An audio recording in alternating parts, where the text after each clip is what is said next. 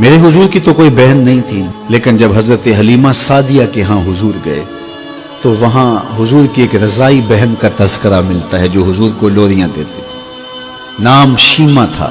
तो शाम के वक्त जब खवातीन खाना पकाने में मसरूफ होने लगती तो बहनें वीर उठा करके बाहर ले जाती। हर बहन का ख्याल ये होता कि मेरे वीर से सोना जमाने में कोई नहीं। कहते हैं खूबसूरती देखने वाले की आंख में होती है। जिसके वीर का रंग सोना होता तो वो कहती रंग नहीं तो कुछ भी नहीं है, और जिसके नकूश तीखे होते तो वो कहती कि रंग का क्या है, हुस्न तो नकूश में होता है। जिसकी आंखें खूबसूरत होती वो कहती मेरे वीर की झील जैसी आंखें तो देखो। अब यही बनु साद के मोहल्ले में होता। बच्चियां अपने वीर उठा के ले आती है, कहती मेरे वीर वर्गा कोई नहीं, दूसरी कहती मेरे वीर जैसा नहीं।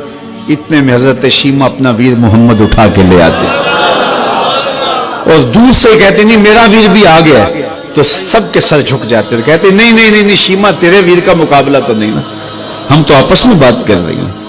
और फिर जब किसी बहन के वीर को मुतफिका तौर पे सारी कह दें कि तेरा वीर ही सोना है, तो फिर उसका फख्र तदीदनी हो ना, फिर उनका ज़ौक़ आसमान को छूने लगता।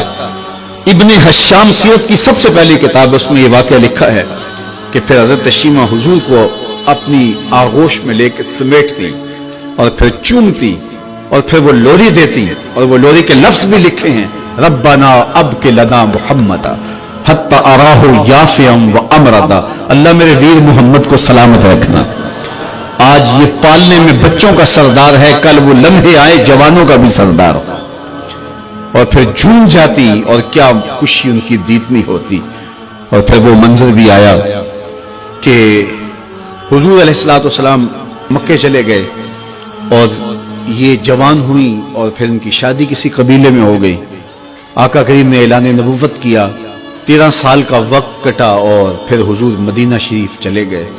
जब गज़ावात का सिलसिला शुरू हुआ तो जिस कबीले में शीमा का निकाह हुआ था उस कबीले में मुसलमानों के साथ टकराव हुआ तो अल्लाह ने मुसलमानों को फतह अता कर दी। तो इस कबीले के लोग कैदी होके हुजूर अलैहिस्सलाम के गुलामों के हाथों गिरफ्तार हैं। तो ये अपने कैदियों को छुड़ाने के लिए कबीले के सरदार एक एक घर से फिदिये के लिए रकम जमा कर रहे हैं। चलते चलते शीमा के घर भी पहुंचे जो कि एक उम्र का हिस्सा गुजार चुकी थी, और जाके कहा कि इतना हिस्सा आपका भी आता है। कहा किस लिए? कहा वो जो लड़ाई हुई है इतने हमारे बंदे गिरफ्तार हो गए तो उनको छुड़ाना है। तो चलते चलते बातों में किसी के लबों पे हुजूर का नाम आ गया। तो शीमा ने कहा अच्छा उन्होंने तुम्हारे लोग पकड़े? कहा हाँ। तो कहा फिर तुम रकम इकट्ठी ना करो, मुझे साथ ले चलो। उन्होंने कहा तुझे साथ ले चले? कहा तुम नहीं जानती वो मेरा वीर लगता है, वो मेरा भाई लगता है। कौम के सरदारों के साथ हजरत शीमा हुजूर के नूरी खेमों की जानब जा रही हैं और सहाबा नंगी तलवारों से पहरा दे रहे। ये मक्की दौर तो था नहीं, ये मदनी दौर था।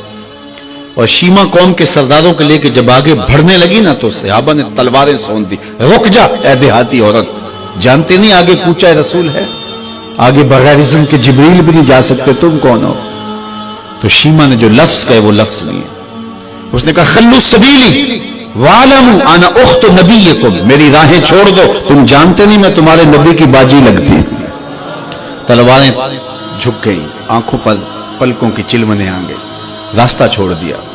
हुजूर के खैमा नूरी में दाखिल हुई तो हुजूर ने देखा, पहचान लिया, उठ के खड़े हो गए।